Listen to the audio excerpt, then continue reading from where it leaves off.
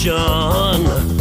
I can't get no call to action, but I try, and I try, and I try, and I try. Hello and welcome to Call to Action, the go-to podcast for anyone trying to make sense of the world of marketing, advertising and beyond. In an industry that is a minefield of utter bollocks, we aim to capture our heroes and allies from the front line to have a chinwag with. It's like Pokemon Go, with the single but vital exception that it's not a short-term bandwagon of shite. It's brought to you by Gasp, and I'm Giles Edwards, co-founder and MD. Today, I've caught JP Castlin. In 2019, hot on the heels of our maiden podcast with Richard Shotton, we spoke to JP Hansen. 50 episodes, 2 years and 1 wedding later, he's back, conveniently rebranded with a new name, a new manifesto and a scintillating smorgasbord of, we hope, controversial opinions. It's not all new though. JP remains CEO of Rouser, a strategic consultancy firm in Stockholm. He shares his approach to strategy in The Drum, the IPA's EffWorks, Marketing Week, and his own popular strategic scroll, the imminently available Castlin Manifesto. This latest manifesto promises to be more provocative and controversial than ever, so it seems apt that Call to Action has been given the exclusive coming right up. JP says, unlike most strategists, I'm both a marketer and a lawyer, which usually puts me on par with the devil in most people's eyes. There's only selling insurance left to complete the set. Welcome back to the show, JP. Thank you very much, my friend. How are you? Yeah, I'm good. I'm well. I'm very well. That's excellent. No, it's a pleasure to be back. An absolute pleasure. Looking forward to it. Well, we've got 7 more quick-fire questions for you, JP. So, McDonald's or Burger King? McDonald's. Snape or Dumbledore? Snape. Easy. Obviously. Yeah. Minecraft or Mass Effect? Mass Effect every day in the week and twice on Sundays. How brands grow or eat your greens? Oh, that's a low blow. Because I love Weimer, I have to go eat your greens. But How Brands Grow is a must read. Okay, well played, well played. Right, tricky one. Mount Snowdon or Dave Snowdon?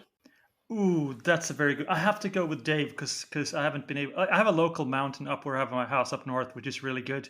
And Dave's work has been game changing for me, so I'll have to go with Dave Snowdon. That's a good one, though. I like that. Okay, 2 more. Deliberate or emergent? On the whole, probably emergent, actually. And lastly, there's always one. Hansen or Castlin? Oh, I have to say Castlin. Otherwise, my wife will kill me. And I was going to say the first rule of marriage, but it's probably the only rule of marriage is happy wife, happy life. So yeah, Castlin. Yeah. Fair enough. Perfect. Amazing. Okay, great. Well, again, thanks for joining us, mate. I can't wait to get stuck into this exclusive look, more accurately, listen to the new, highly anticipated, revolutionary, provocative Castlin Manifesto. But before we do, we normally ask how guests' careers started, but we've done that already in episode 2. So what have you been up to since then? Oh, I've been working with clients, mostly doing global strategy primarily, and then writing this year's Castlin Manifesto. It used to be called Rouser Manifesto, but I might come back to why it's called Castlin now. But writing a lot, and then also doing a whole lot of research in complexity theory for a future project, and then just, trying to get out of this whole COVID malarkey with my head intact. Yeah. What about you? How has the COVID treated you?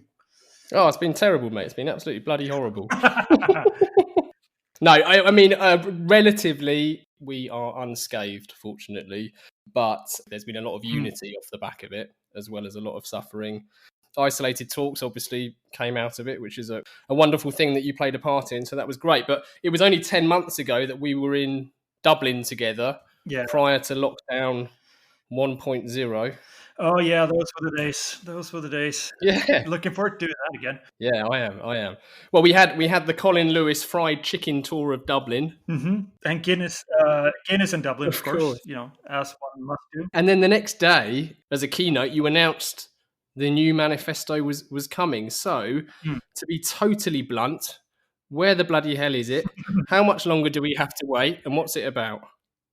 So I'm finishing a couple of things. I'm looking to finish it probably next week, and then it'll like to be published towards the end of the month. If you're a listener to this podcast, if you send us an email at hello@rouser.se, so that's ROUSER, so hello@rouser.se, we'll send you the PDF for free. You won't save your email for anything. We'll just put it into an Excel file, send you the thing, and then delete it.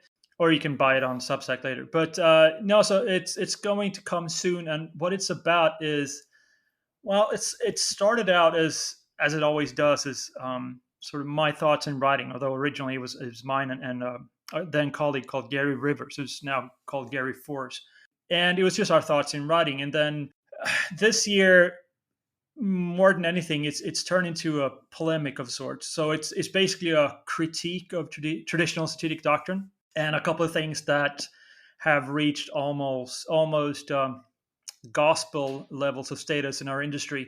And I'm basically looking at that and trying to see if we can get somewhere a bit better as an industry. So that's coming, and it deals with emergent strategy, as you sort of slightly referenced in the beginning. Positioning, differentiation, strategic thinking, go into complexity a fair bit. I look at the works of Bennett and Field, for example, and a bunch of other stuff. And it is going to be, I really do think it's going to be considered quite provocative in places. But, again, just trying to get to a better place.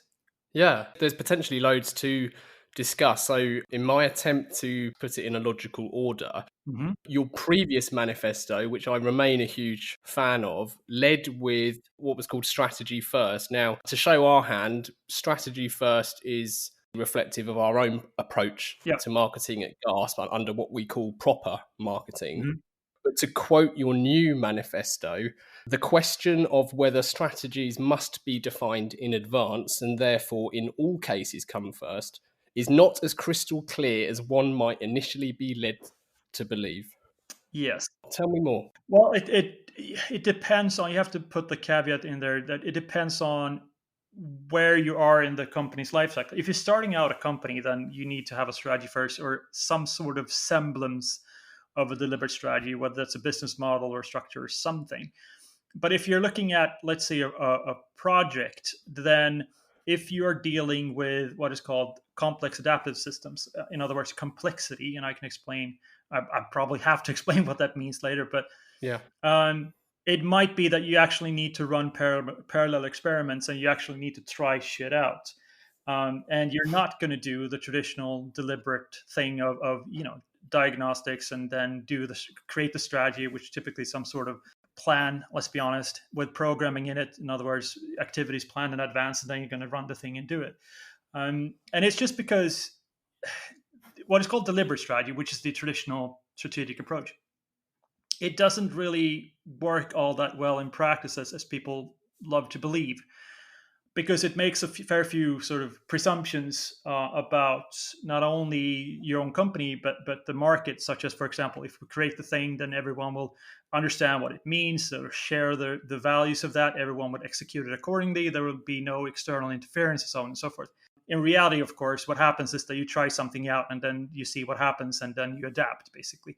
And as soon as you start adapting, you're in the realm of emergent strategy.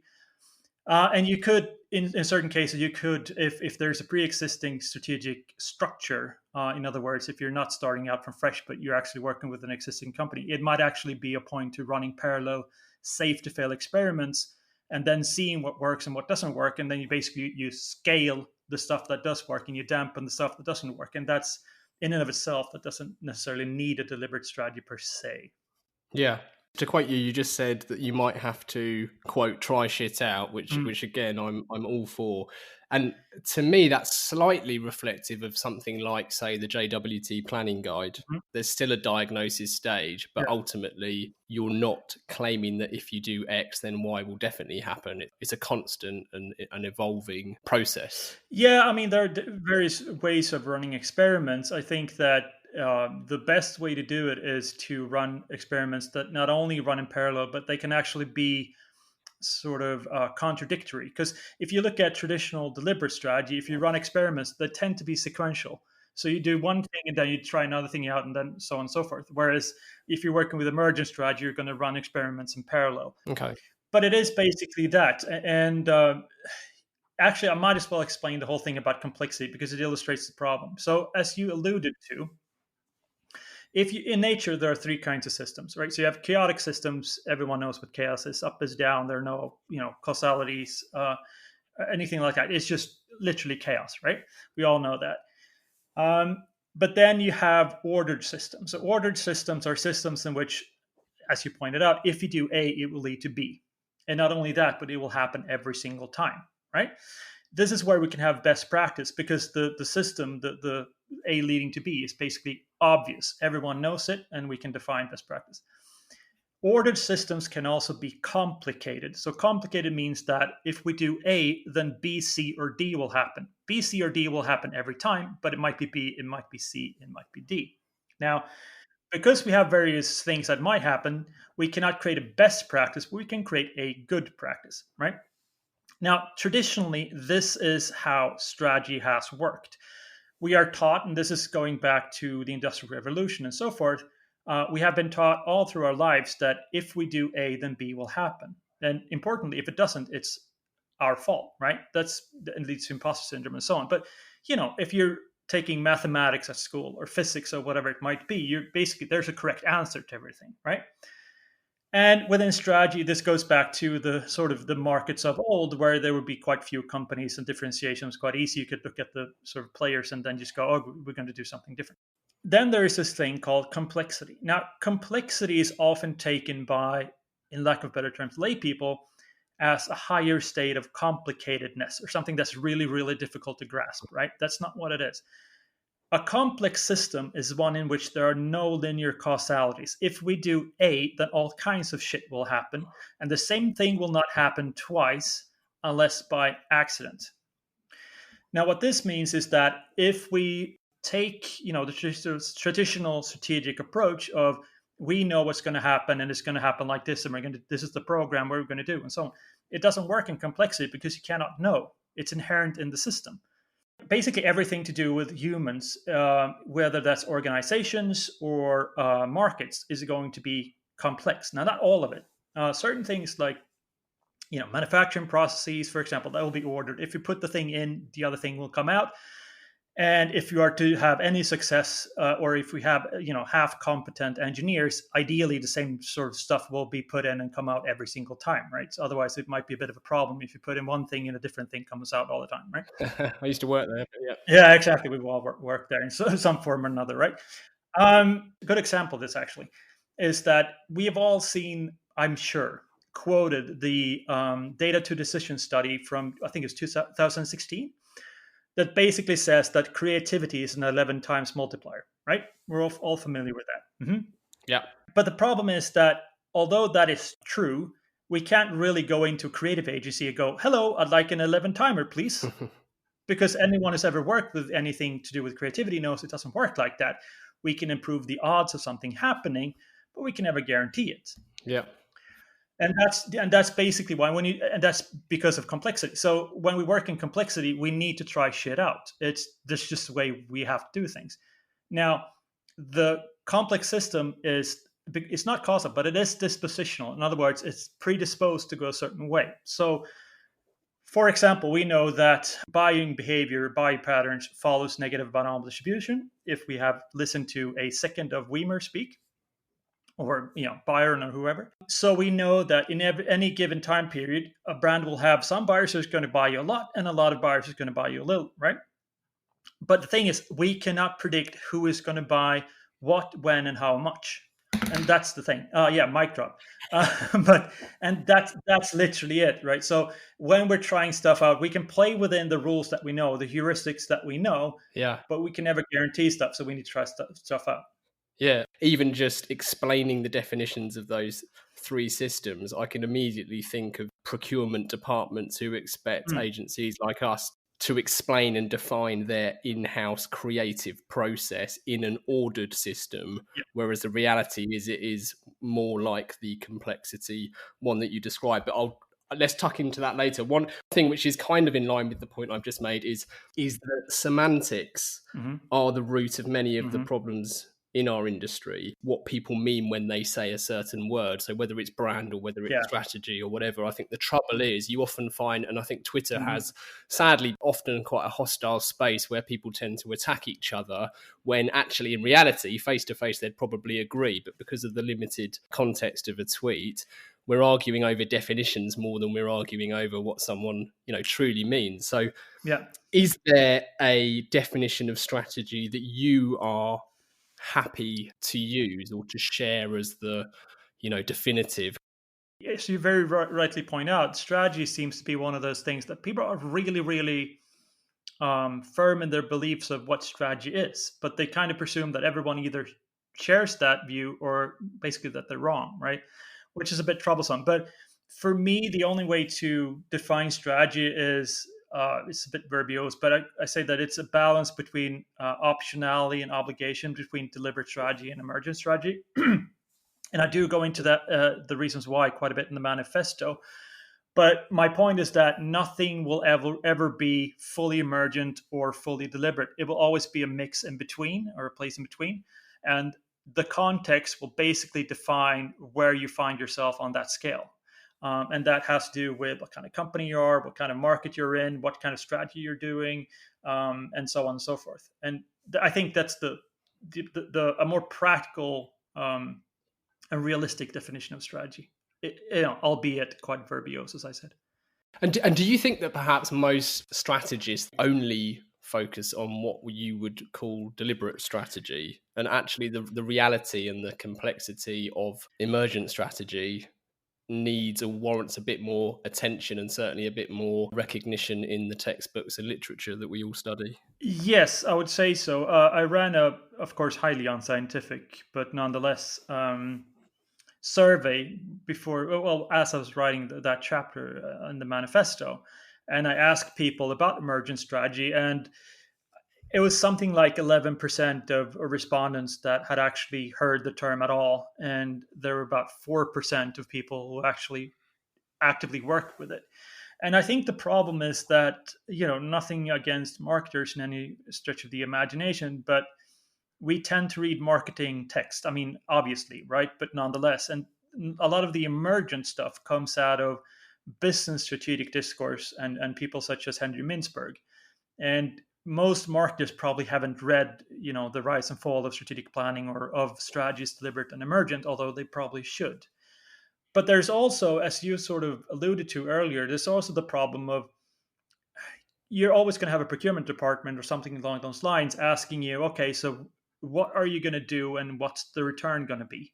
So you're going to have to produce some sort of form or another, a plan or another formal document anyway, right? So people tend to gravitate towards that. And of course, as well, if you're working within campaigns, then you have planners, right? They call themselves strategists every now and again, but they're literally planners, right? Most of them call themselves planners. So what they do is quite obvious just from their titles. So there's that as well. But if you're working with anything to do with creativity, you're going to do some emergent stuff anyway. You're going to try stuff out, whether that's, an angle when you're shooting a TV commercial or the creative itself, you're going to try different ideas out, whatever it might be. Mm-hmm. And as soon as you're trying stuff out to see what happens and what the response might be and how it interacts with reality and so on and so forth, then you're in the realm of emergence, whether you sort of are aware of it or using the term or not. So it is already something that people are doing. It's just that they're not necessarily doing it on purpose, so to say. And if they're not doing it on purpose, they can't really reap all the benefits of it that are available, so to speak. Yeah. Do you believe that there are certain job roles within our industry that are more familiar, even without knowing it, of something that could be described more as emergent? And the reason I ask is you've just mentioned creatives there as an example. Mm-hmm. A poster we have up in our reception in our office that sadly we haven't been in for far too long because of lockdown is a lovely line from Bill Bernbach. Now, this is taking it out of context, admittedly, but he talks about how we're not following patterns. We're not finding and replicating patterns. He says that flowering on freshness and withering on imitation, where what was effective one day for that very reason will not be effective the next because it has lost the maximum impact of originality. So Mhm. he is admittedly talking directly about advertising, but I Yeah. think that point is true, broadly speaking, of everything that we do, whether you're a planner or a strategist. Yeah.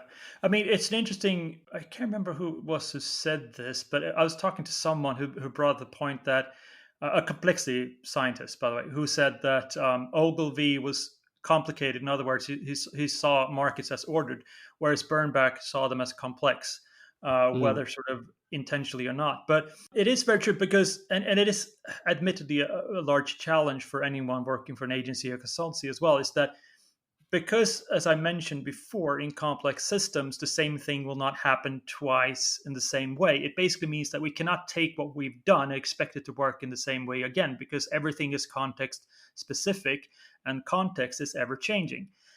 But of course, when you come to the client, I mean, what's the first thing they're going to ask for? It's, where's your portfolio? What have you done before? And can you do the same thing again, please? mm. Right? And not only is it's inherently guaranteed not to work the same way, but exactly to your point, you're going to lose originality as well. So it is a huge challenge, and it's something I touch upon quite a bit in the manifesto. Is this thing of occasionally you might end up in situations where deliberate strategy is quite demonstrably not the right way to do things in theory, but it may nonetheless be a sort of practical necessity for various Mm. reasons. Not going to why, but again, it's difficult, these things. Yeah, and presumably, as with anything, there's a blend between the two. Yes. Um, Again, you never sit at the far ends. It's always going to be a blend of deliberate stuff and emergent stuff. And if you work in creativity, you're going to have to do more emergent stuff because you're working with a lot of complex things. Similar if you work in product innovation, for example. But if you work in finance, it's stuff is going to be ordered, and you're going to be able to do all kinds of stuff the same way all the time. And there's nothing wrong with that. It's just you're working in different systems, and that's the first thing you need to do as a strategist is understand what different parts are there to a problem, and what's complex, what's ordered, and how can I deal with that? Can we sort of split it into different parts? yeah. Because that's also important to know, it is that just because there is complexity, it doesn't mean that everything is complex. Mm. So you just need to understand what parts are what, and then deal with them accordingly. Yeah. Well, if only it was actually that easy. Well, yes. I mean, there are ways of doing it, of course, but the fact of the matter is that complexity is not something that a lot of, I don't want to say marketers, because it's true for people in general and business people in general. Like, complexity is something that not a lot of people know about. And that's perfectly understandable, because the traditional strategic doctrine goes back, years and years and years and years. And we're talking, I mean, strategy itself is probably a couple of thousand years old, at least, if not more. Whereas complexity science is a relatively new field. It goes back maybe 40, 50 years. So in comparison, it's just like a sneeze in history.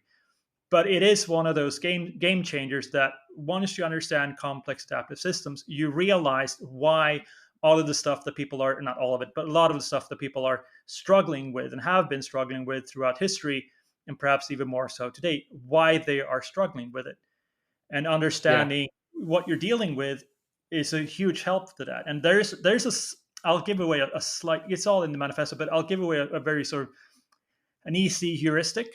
And that's, if you come up against a problem and there are competing hypotheses of what the solution might be, and they're all coherent, but you cannot determine which one is the correct one within a sort of normal time frame. In other words, you're not looking at a millennium, but a day or a couple hours or whatever. Then you are likely dealing with a complex system. And if you're Mhm. likely dealing with a complex system, you need to treat it as such. You need to run experiments and this, that, and the other. I think a lot of what we do, therefore, almost warrants having a caveat Yeah. to reference the complexity and even context. I mean, context gets missed, and Yes. context is king is a very deliberate part of your manifesto. Yes. So in complexity, everything is context specific. Nothing is context free. And the problem is that most advice that you see, whether it's from columnists or people on social media or whatever, everything is context free. They just go, it's all Yeah. like this, and all companies need to do that. and it's never like that. That's the problem. There's also this thing, how traditionally or historically the essence of strategy has been defined as sacrifice, going back to Ogilvy and people like Michael Porter. Mhm. um, Now I would argue that, because if you're aware of complexity, that's just a stupid way of looking at things. But what or my view, at least at the moment, although I tend to change my mind a lot of the time, but um, I would say that the essence of strategy is actually to move from equiprobability. In other words, you're trying to improve the odds of success. You're not trying to guarantee anything. And I think that's a more honest way of approaching it. It might not be what the client always wants to hear, but it is the more honest thing to do. And it's probably the one that's going to be most realistic. Yeah, I think it's one of those things that some people are aware of or must have been Hmm. aware of already. And we've already mentioned Bernbach, so let's just use him as another example. But his wonderful Avis We Try Harder campaigns, Hmm. lots of people use that as an example of the pratfall effect. But the Yeah. pratfall effect only really became a titled effect after the work was done. So it's one of those things where someone is acting intelligently without knowing the definition that has followed to Yeah. describe what they've done. So I think there is perhaps an element of that, Yeah. but it certainly needs to be written down. And Well, I mean that's one of the things when you deal with complexity is that because there are no linear causalities, you can never forecast things. You can never tell the future. However, you can determine plausibility of causality after the event, which is what most strategic analysis is. Hence, why people like Michael Porter famously are really good at explaining things in retrospect, but they haven't done a forecast in their fucking lives, right? Um, I mean, that's literally true for Porter. He was famous, or he is famous, I suppose. He's still alive. For not doing any forecasts or anything like that. He was just looking at history with all the benefits of hindsight. And it's the same thing here, is that he did the thing sort of implicitly knowing that this would be a good idea because insert reason here. And then in retrospect, people have gone, oh, this is because this is this thing that we have now defined. yeah, And that's perfectly fine. But it is another thing as well, which is worth mentioning in the sense of speaking to clients. Actually, I should maybe have mentioned that before when I was talking about it. But it is, if you are working for an agency and you think that strategy is sacrifice and we should just focus on this one thing, essentially putting all your eggs into one basket, that's really difficult for a client to do, because it's kind of like making a bet. So imagine that you have three boxes in front of you, right? And you're asked to put money on which box contains, let's say, a carrot, right? You can put all your money, let's say a fiver. You can put a fiver on each box, or you can split it and put 10 on one and 5 on one, or you can put all 15 on one of them, right? mm, So what do? Okay, that's easy enough. It's just a fiver. But what if you have to do the same thing with your mortgage? And not only that, but maybe the house, and maybe the houses of, let's say, 100 employees, 1,000 employees. All of a sudden, that bet is a lot more difficult to make, right? It's really easy if you don't have to bear the cost of potential failure, which is what consultants and agency people or whatever, they don't have to do, really, right? But it is difficult for a client to just go, okay, yes, this idea which this creative agency or whatever has come up with, that's we're going to tailor our entire company around that idea. We're going to bet all the money that we have and have saved up on this one horse because this company is telling us to do that. That's a difficult bet. However, if you go, we're going to try certain things out and we think it's for the better, and actually we're going to do some risk mitigation and so on and so forth, then the client might actually go, oh, that feels a lot better. It's less risky. You're probably going to get better returns anyway. If you do it properly, you are going to get better returns. But anyway. I really like your previous point about looking back and context becomes less relevant. Context is fixed. If you're looking back and trying to find correlations, causalities, whatever it may be, then the context is fixed and defined by the time and the thing that you're examining. Yes, I mean that's yeah. I wish I'd thought of that. That's a very good way of putting it. That in retrospect, context is fixed. Actually, I'm going to probably steal that, to be honest. But I mean, that's a lovely way. That's a lovely way of putting it. If you're working in the present or you're looking at future, like the context is ever changing. Whereas if you're looking back in history, then yes, you're absolutely right. The context is set and fixed. And it's a lot easier to then go, this led to this and whatever. Although it never tends to be this goes to this, because it's also one thing which is important to understand about complex systems is that if you're working with an ordered system, then the system itself is equal to the sum of all the parts. In other words, if you take one actor player within an ordered system and you zoom out, there's no new information, right? In a complex system, the whole is larger than the sum of all the parts. So if you zoom out, you're going to get more and more information. In other words, the behavior of a single ant is not equal to the behavior of a colony. But what it also means is that you cannot reduce then a complex system. You cannot start with a colony and then reduce it all the way down to the ant, just the way that you cannot look at negative binomial distribution and reduce it down to an individual buyer, because that buyer could be anywhere on the curve, right? Yeah. And that's the thing as well, is that if you're looking at complex adaptive systems, you cannot reduce it. And that, people try to do that anyway because they don't understand complexity. And this is where you end up with people who, come up with all kinds of horseshit like, oh, well, the success of this multi-billion-dollar company is all down to this one strategy or flywheel or CRM or whatever it is. It's always like one thing, and you just go, it's never any one thing. I think we're very guilty of just over-analysing the shit out of anything. And I gave a very rambly talk to the University of Lincoln a few weeks ago, and one of the criticisms I had of our industry, and I definitely heard this somewhere else, so I'm actually only repeating an example, but it was along the lines of, if you took 100 monkeys and gave them £100 each and pushed them all into a casino, with the caveat that let's assume they can place a bet, 99% of them are going to come out broke, but one lucky monkey is going to come out, minted. Yeah. And then all of a sudden, we're going to write blogs and articles about what that monkey had for breakfast, how to eat like a millionaire. It's just nonsense. And the trouble is, because we all kind of have this human desire to understand things, exactly as you're saying, in terms of ordered systems, to find these patterns that then become our guide for best practice. There's an element there where there's obviously a flaw. Yeah, and not only that, but let's say that you actually went into the casino and observed the monkey betting on roulette or whatever it was, right?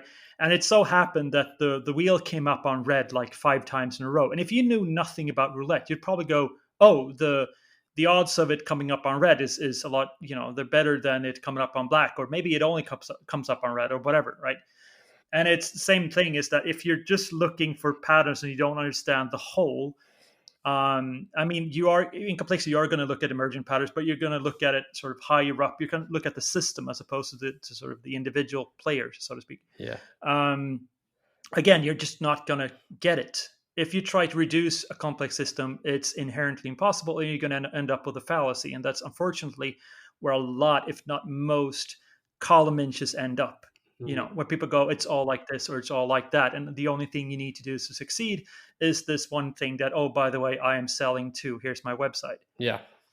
Do you have sympathy? I do have sympathy for agencies who use processes and frameworks that you might think are hugely flawed. So say the idea that strategy is sacrifice, because speaking as someone who runs a small independent agency, in many ways they are a means to an end. Yes. And it's obviously very easy to get caught up with the means itself and not the actual final output.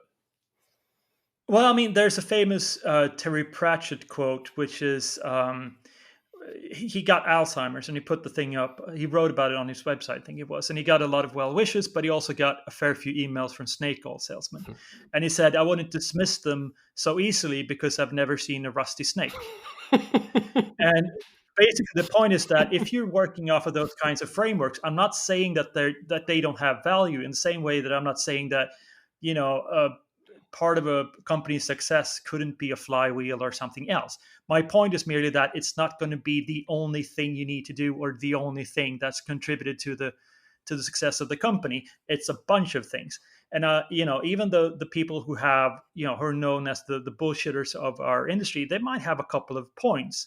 The problem is that not only is the sort of signal to noise ratio quite poor, but also there's so much other stuff that you just need to get out of it. And you should never believe that it's all down to any one thing, whether that's, starting with a why or a flywheel or insert thing here, Yeah. And it's equally so hard to tie yourself up in knots. In fact, you tied me up in a knot not long ago. I remember sharing a Star Wars quote of only the Sith deal in absolutes. Yeah, which is in and of Which itself. which you very kindly pointed out was in itself an absolute. So, but yeah, yeah, which means that Obi-Wan Kenobi must have been a Sith as well. There it is. Yeah, and there it is. yeah. The idea of there being the theory and the practice side of things, and that's quite central as a theme throughout the manifesto. Theory in many ways is context free, whereas practice clearly isn't. Yeah, I mean that's when we're looking at it. My point is that if something works in practice, it's completely irrelevant whether it holds up in theory or not. But I speak a bit about, it's a term that I learned in law school, which is praxis. So it's not practice, it's praxis. And the difference is it goes back to Aristotle. But basically you have theory, which is just, thinking about things without doing anything. Then you have practice, which is just doing stuff without thinking. And then you have, or experimentation, if we're honest. And then you have praxis, which is basically theory-informed practice. So you think about things, you evaluate, and you learn, and you improve. And that's basically where you need to end up. You need to try, if whether that's deliberate stuff or emergent stuff, you need to sort of learn from what you're doing. And the problem is that oftentimes people don't do that. Either they go full in on agile and A/B testing and they end up in porn, right? Because that's eventually where you're going to end up if you do perpetual A/B testing. Or it might be that they just go, well, this is the way that we've always done things. By the way, that's true both for companies that have done a lot of agile and companies that have done a lot of traditional stuff. So, again, it's learning without going into, the learning organization and that book, because it's just a bit like, what are they called? Those like gongs that people bang, and it's supposed to heal your chakra, or like that kind of pseudoscience bullshit. But anyway, no, it's the reflective process and reflective practice, I suppose. And that's, in my view anyway, that's basically the key. Yeah. Okay. Cool. Just on a sort of side, just a quick note on that as well, is that the thing is that you have to be humble and open about these things and try to learn from other people. And I've seen people dismiss bodies of knowledge because, for example, they might not like the person who came up with it. I mean, that to me is a bit stupid. And I've even seen people who sort of wear their ignorance as sort of a Philistine badge of honor. But it's about trying to learn as much as possible and just trying to get as good as possible and improve the odds of success as best you can. And that means you have to be open to different things. It doesn't mean you shouldn't think critically. You should think critically. That's key. But you need to read broadly and not just read the kind of stuff that you like and confirm your beliefs. You need to understand the opposing view, if nothing else. And Christopher Hitchens once said that, how do you know what you think you know? If you come up against a sort of a flat earther, how can you prove that the earth is round? And that kind of stuff is worth thinking about.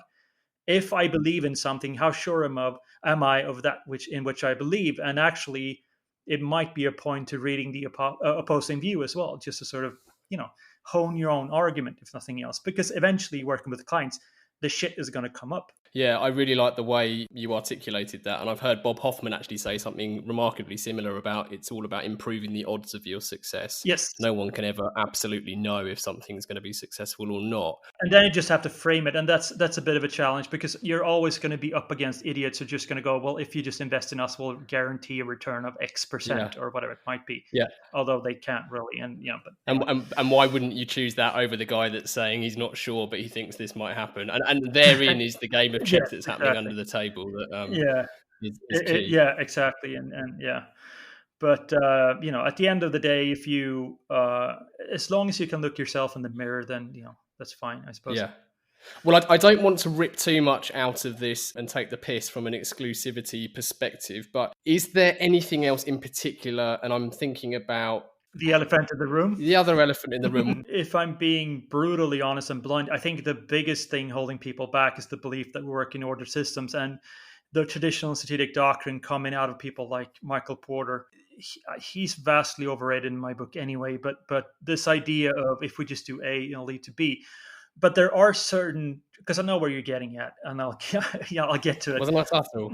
Yeah, but I mean, there are certain things that are established as, for various reasons, as sort of industry truths, and any criticism thereof or critical look of whatever it might be is taken almost as blasphemous, which is problematic because not only does it can be a blocker to future research, but the problem is that if we discovered that a theory is perhaps not as strong as originally believed, everything that's built upon that theory kind of stumbles as well. It's kind of like you're trying to build a house upon an uneven ground.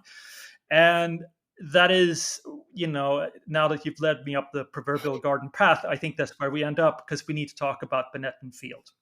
And I have in the manifesto an in-depth critique of the works of Bennett and Field that I've written together with a guy called Andrew Wilshire, who I think might be on this show, yes, right? He is coming up. Yes, that's going to be a really interesting one, because when it comes to data analysis and anything to do with like modeling and stuff, he's basically a savant. He's a fucking genius. No, so what we've done is we've gone back and looked at the Bennett and Field stuff, and I'm going to become persona non grata for saying a couple of things, and I'm going to be probably perceived as taking away a few toys from marketers.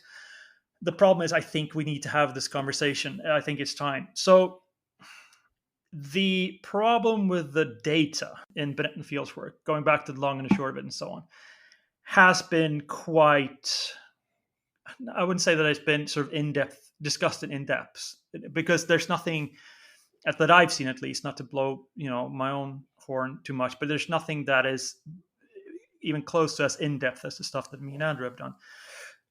But the fact that the data isn't really that good has been brought up before by people like Lucian Tressler and others. And Les Bennett wrote a reply to, I think, Lucian's or Harry's critique of that. But the problem is that it's an unescapable issue with the data that they have, right? So, as I know that you know, Giles, and I'm sure that all of your listeners know, but the Bennett and Field data comes out of the IPA data bank, right? So we are looking at essentially the best of the best. Yeah, I know that Les has said that there are some real clunkers in there, but we're nonetheless looking at the kind of brands that can afford to not only run the kinds of campaigns that are in these awards, but also can afford to set aside money and people to actually write a award entry. So we have already a selection bias effect, or a selection bias problem.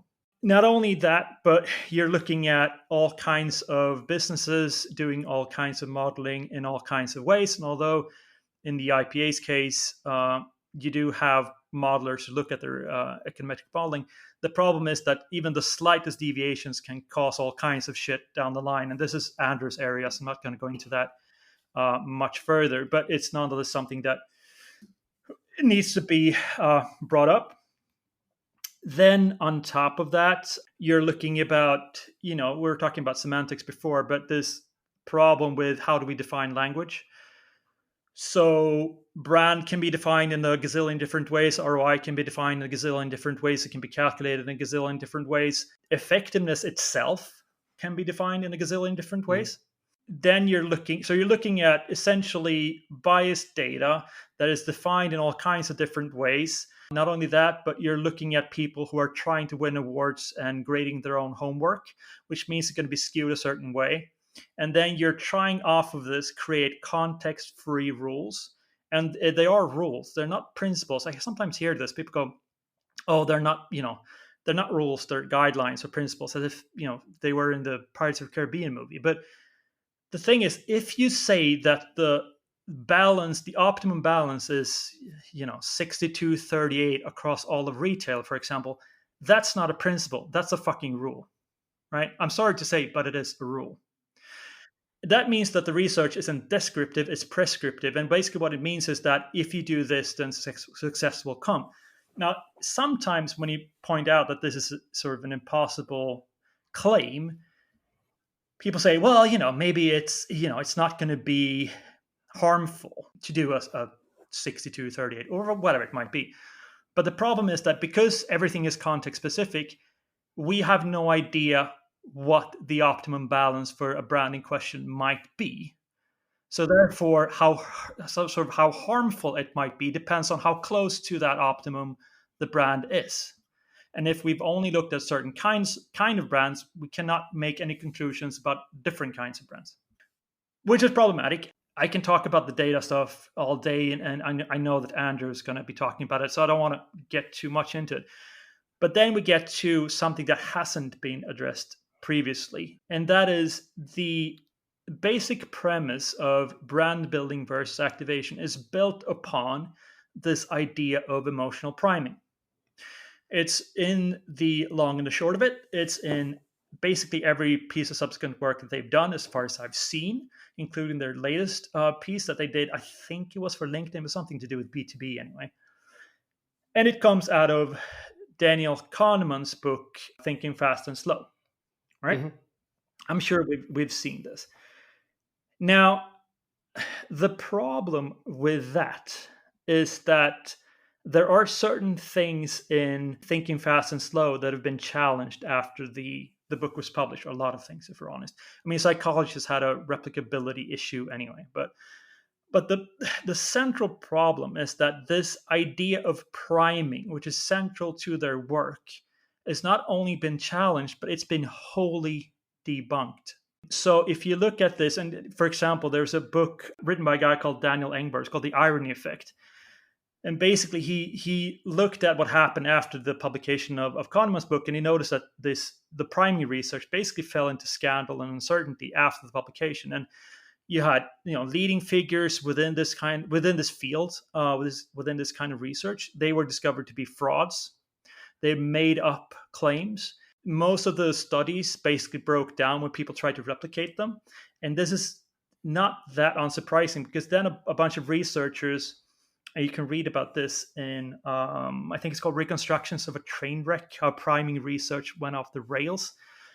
But they looked at what is called the R-index value. And the R-index value is not the same thing as the R-squared value in correlation analysis. The R-index value has to do with whether you can replicate something. And if the R-index value is below 50, it basically means that all your findings were down to chance. Now, in the priming chapter in Kahneman's book, again, the work upon which Bennett and Field are basing their stuff, this idea of brand building versus activation, priming and then activating it, there were 12 studies. Out of these 12 studies, 11 had an R-index value of below 50. So basically, they do not stand up to scrutiny. They cannot be used as evidence. Now, I'm not saying that all of their stuff is wrong. That's not my point. My point is that you cannot make the kinds of claims that they're making off of that data and that reasoning. Right? Yeah. I mean, the stuff that we still know about, how memory structures work, for example, that's all true. And the importance of net reach and, a lot of stuff that's been confirmed and all kinds of stuff. But we cannot go to brands or clients and tell them that, 60-40 is the optimum rule, and your brand building should be either X or Y.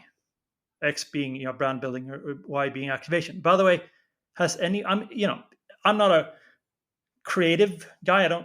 I've run campaigns, but I'm not a, planner. But how many campaigns only do one thing anyway? It's a very valid point. I think that's a point that I believe I've heard them make. I've certainly heard Mark Ritson make it on the brand management mini MBA, but we've used that numerous times with clients. But to me, the biggest conclusion from that piece of work is to demonstrate, and this obviously has to be caveated with assuming you can completely split brand and activation, is the fact that you need to be thinking about long and short, not long or short. Yes. And of course, context is going to differ hugely, not just between different sectors and industries and business sizes. Yeah, and that's a completely valid point. The fact that there are different feedback loops, and you need to take into account both long-term effects and short-term effects. I'm absolutely on board with that. I've written about it in the past where I said that instead of brand building versus activation, you can look at it in terms of cash flow. So short-term, what they would call activation would be acceleration of cash flow, whereas long-term stuff will be stabilization of future cash flow. Yeah, that's all perfectly fine. And if that's your take, then that's fine. I mean, the problem is how do you do it in practice without it leading to promotions, all kinds of stuff. But nonetheless, again, no problems with that. It's also a sort of a problem that I don't discuss that much in the manifesto, but it's always been sort of a pet peeve of mine, and I've mentioned this before, but their work, and I don't think it's of their doing, it's not their fault, and I need to And I do sincerely mean this. I hope it doesn't come across as, for Brutus is an honorable man. But Les and Peter are both like really smart guys, and I love them both. They're amazing. But the problem is that advertising effectiveness somehow became marketing effectiveness. And if you take the famous chart that they have with like the sawtooths at the bottom and the staircase going up, the difference between short and long, and the baseline sales growth and that kind of stuff, right? Yeah. The problem is that we don't, and of course it's not their fault, because you basically wouldn't be able to run that kind of experiment. But the thing is that it might be that if we take the money from a short-term activation campaign, which by the way you can scale, Grace Kite, for example, has written about this. You can absolutely scale short-term stuff. Eventually you just need to increase your reach. That's fine, but you can scale short-term stuff.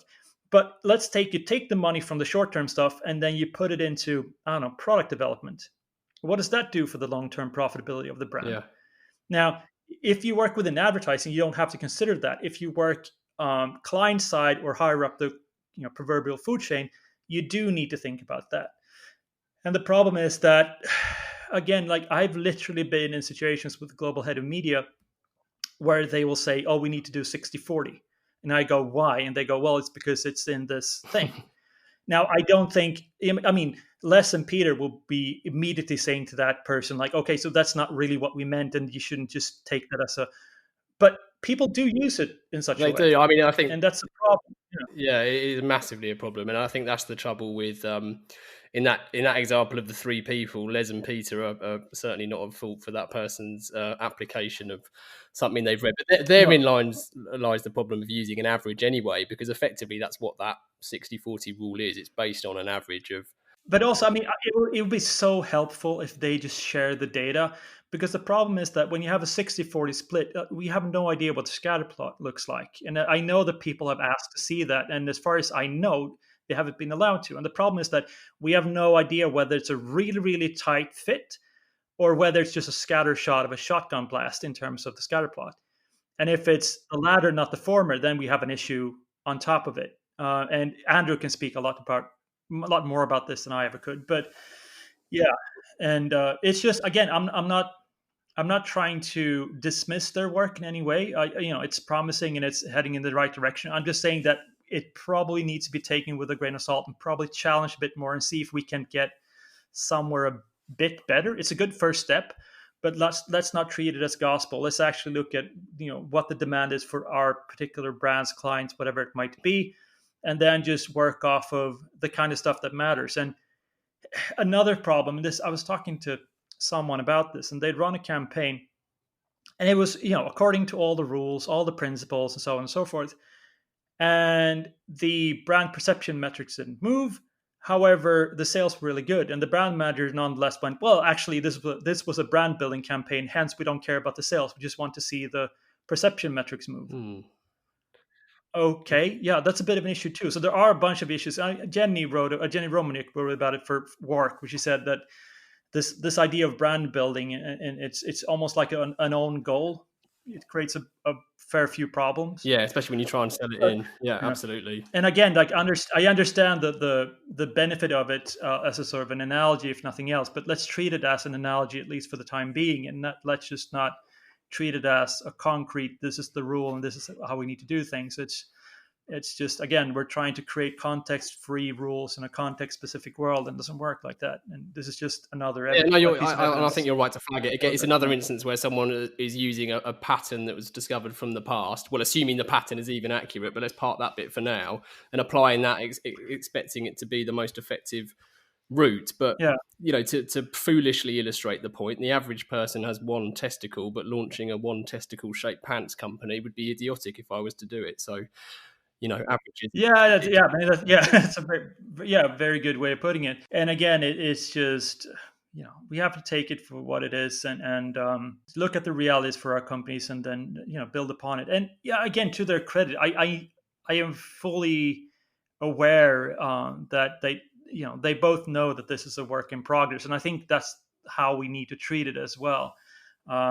Especially because what we don't want to do is end up with it being a blocker for future research, establish truth and so on. And it's also, of course, and this is a cheap shot, I admit, but Since the days of the introduction of the long and the short of it, more people have become aware of this rule. One would imagine, right?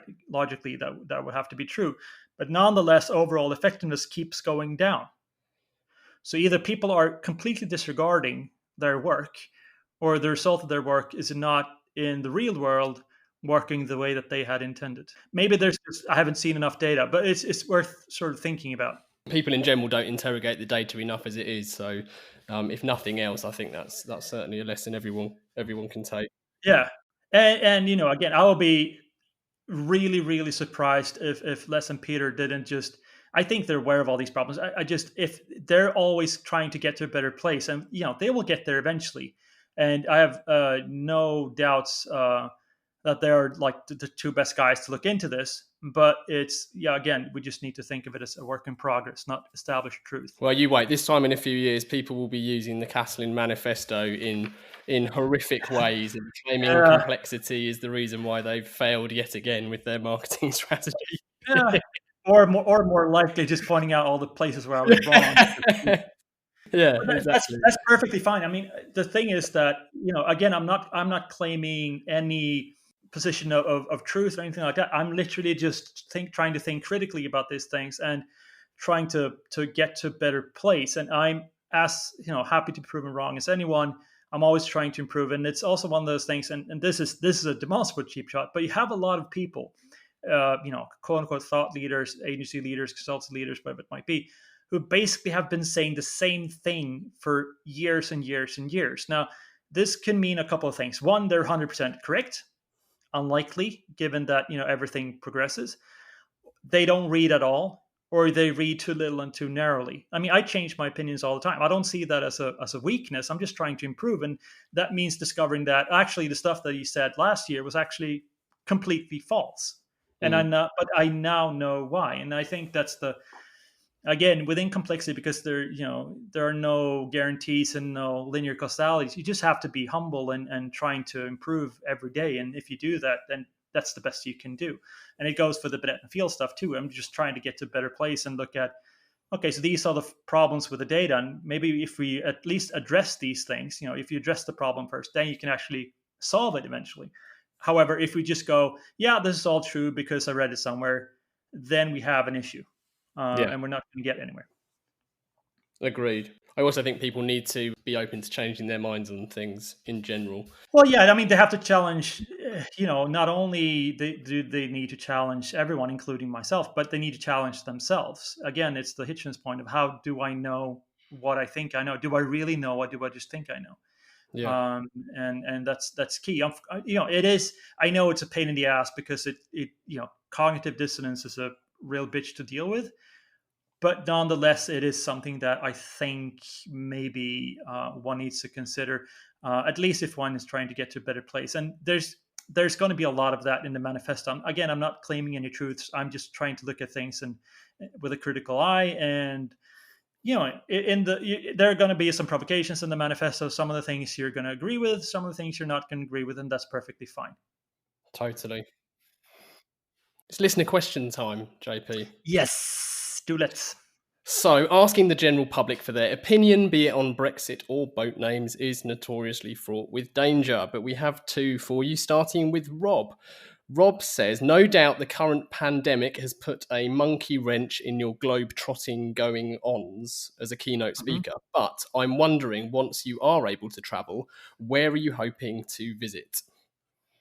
I've been having conversations about going to Dubai, and if I'm lucky, I get to go back to Mumbai and do the Z-Melt, which is one of my favorite conferences. So that is the two that I'm looking forward to the most at the moment. That's probably this fall. But I'm just looking forward to just traveling and meeting people and having drinks and having Guinnesses with you in Dublin or whatever it might be. Just having a life again, really. Yeah, exactly. I know you like Sydney as well. You adore Sydney is probably one of my favorite cities. And I really want to go to Tokyo, but I haven't gotten any requests from Tokyo just yet. Hint, hint, nudge, nudge. If there's any Japanese listeners out there, Tokyo. I'd love to go to Japan. Yeah.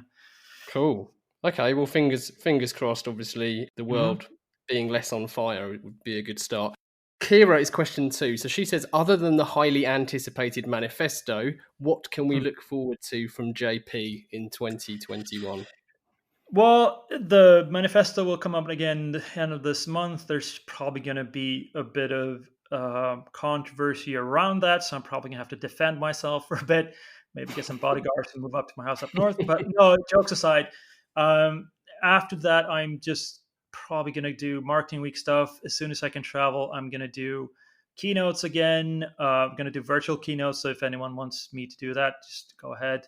And then there are 2 things that I haven't really mentioned anywhere else. I'll drop another couple of reveals here. So the first one is that I'm leaving Rouser, and I'm becoming an independent consultant. And there are a couple of reasons why that I don't need to go into, but I think it's just best for me at this moment in time. It does allow me to do something that I wanted to for a long time, which basically support more with agencies and help them as well.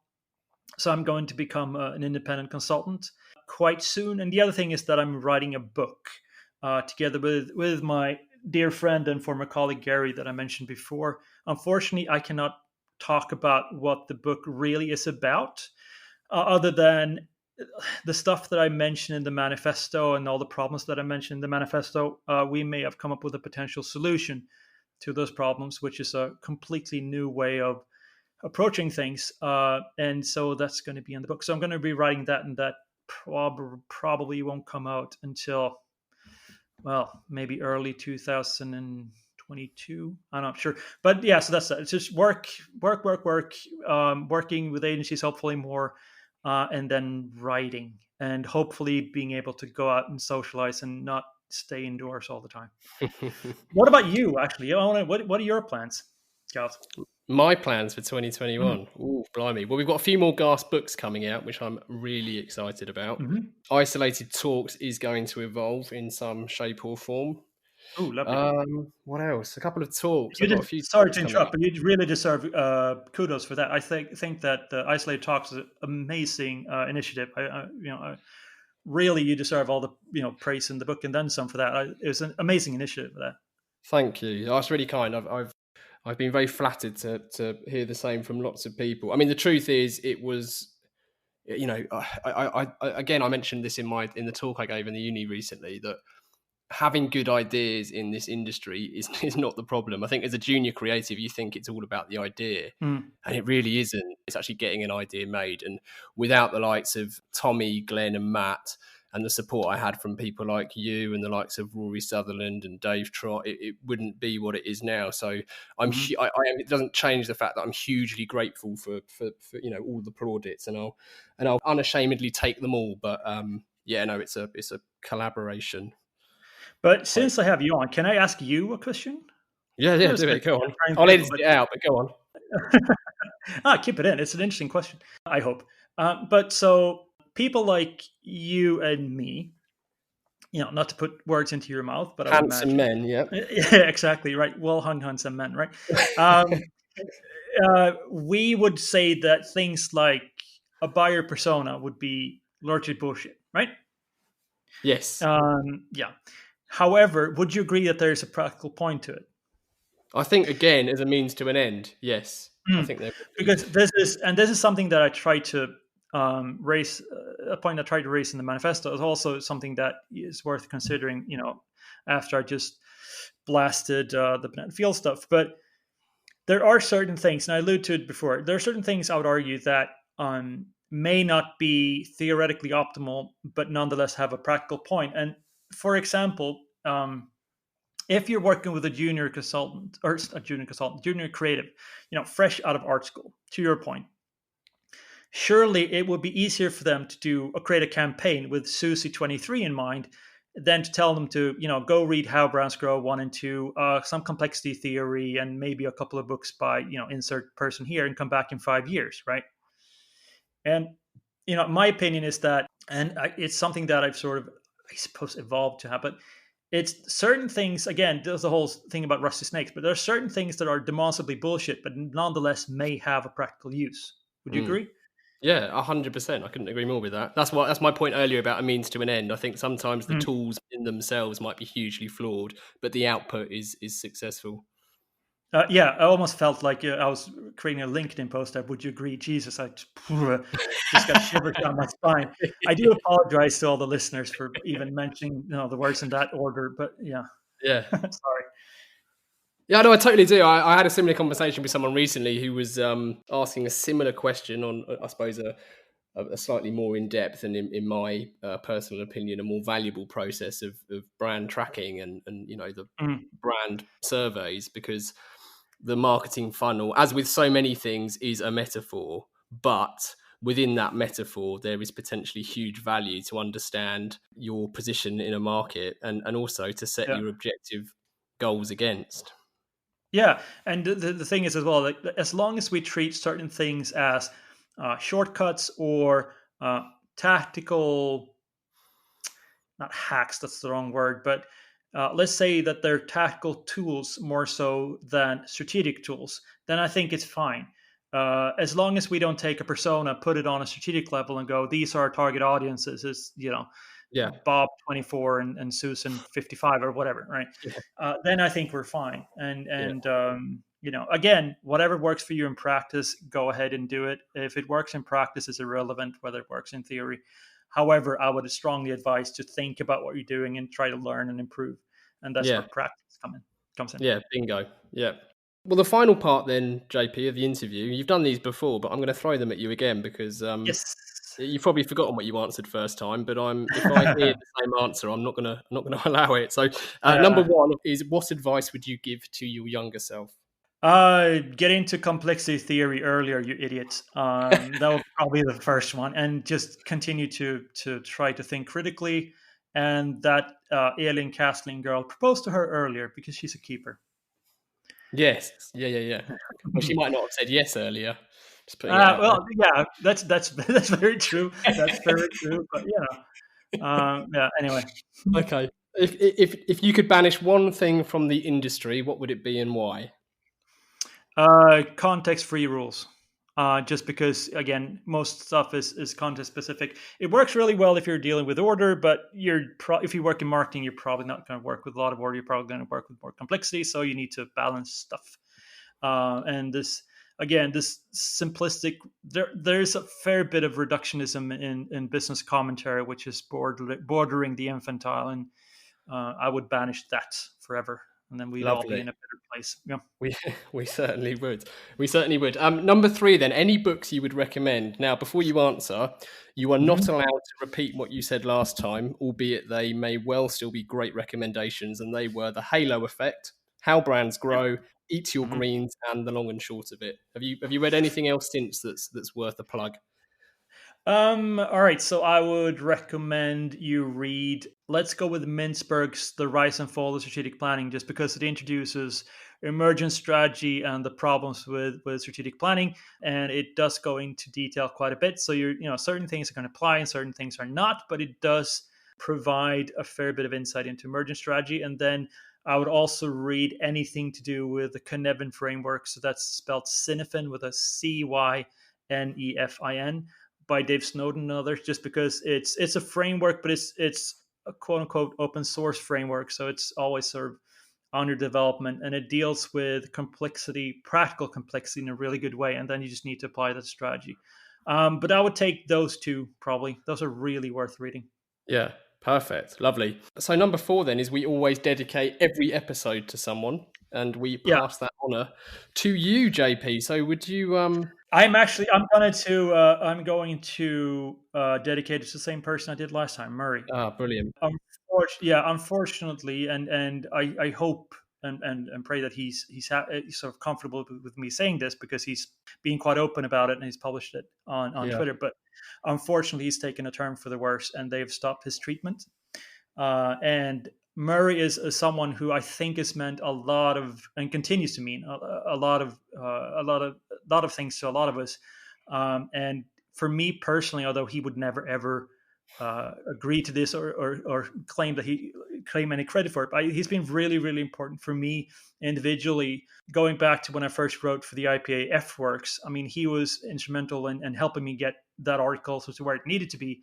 And off of the back of that, I ended up at Marketing Week and so on and so forth. So he's been a really strong supporter, a really good friend, and he continues to be, and he's always helpful. I mean, he's the guy to dedicate it to wholeheartedly. Well, this is the easiest and biggest dedication I've ever given. This is dedicated to Murray Calder. He's it's been a privilege just getting to know him. He's amazing. Yeah. One of the best marketers I've ever come across. And I don't mean that to be just blow smoke. He's fucking incredible. Yeah. Well, I only know him because of you, JP, and I'm hugely grateful for that original introduction. And Murray was one of the first people I shared the idea for Isolated Talks with, and he's largely responsible, although he'll deny it, for pushing me over the line to actually go and make it. Yeah, I mean, wasn't he a guest on your podcast too? He was. Yeah, I would highly recommend go back and listening to those, and also seek him out on Twitter. He's quite active on Twitter at Murray Calder, but basically a genius, really, really good guy, and as good as he is a marketer, he's an even better person. And again, just a privilege knowing him. He's at Scott Strat Guy. We'll link to Murray in this episode links, and we'll link to everything that you've shared prior to that. So thank you for that. So how else can people get more JP Castlin? Well, easiest. I was usually I say, well, I'm on LinkedIn too, but I fucking detest LinkedIn. So please do find me on Twitter instead, and I'm at JP Castlin, and that's Castlin with a C. And if you want my email, it's on there as well. It will change once I become an independent consultant and lead browser, but I'll update all the stuff there. And of course, as well, if you want the manifesto, just send us an email at hello@browser.se and we'll send you the thing too. So that's it. Amazing. Well, thank you for joining us again. It's been wonderful, and it was it's fantastic that you decided to share the manifesto exclusively on Call to Action. So I'm again hugely grateful, as are all our listeners. I mean, I wouldn't have it any other way. I'm probably going to get banned from other podcasts, but this is my favorite podcast to be on. So it was both an honor and a pleasure, and I hope that people found it at least interesting. But yeah, it's my pleasure. Thank you. And finally, thank you to everyone listening. We will include a link to JP's episode, his previous episode 2. If you've enjoyed it, please do share it and review the pod. We massively value your support. Keep questions and guest requests coming in. We do get lots of those, and we do our best to twist the arm of those guests. We're very successful to date. To get in touch, it's easy to find us online. You can check out CTA Pod on Instagram, or just email hello@calltoaction.co.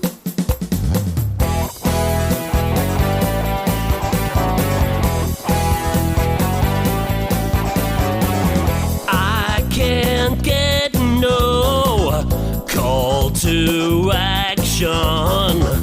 I can't get no call to action, but I try, and I try, and I try, and I try.